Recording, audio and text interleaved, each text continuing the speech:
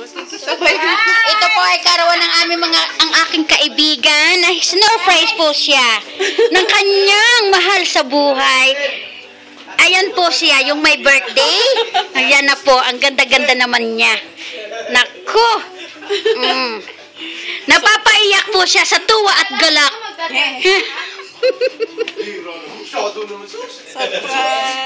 Talaga, grabe ka. Grabe ka. Grabe ka. Grabe ka. Ano bang tawag mo, sweetheart? Mahal. Mahal. Grabe ka. Sinurprise mo ako ng ganyan, ah. Jesus. Naku, madali. May talaga nagtago pa naman itong walang yan lalaki dito. Maganda kasi pag surprise. Surprise! Dito boy!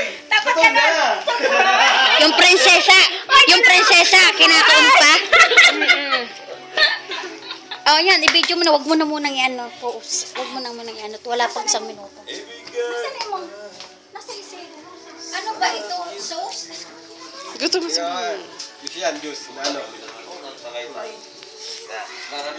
Thank you, Wilbert. Thank you, mahal. Oh, madilim eh.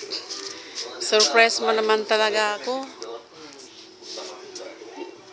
Pero, parang wala akong may sasabi eh. Grabe.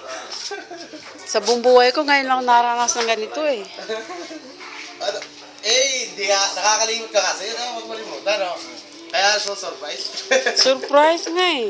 Ayaw nga niya eh. Ayaw niya eh. Kahit kunting salo-salo lang, masaya na rin. Hindi na kailangan parang biya po. Malaki sama-sama, masaya. Yun lang yun eh. Ay, sa Christmas doon tayo. Doon. Tara tayo. Doon pa rin. Ay, pinili.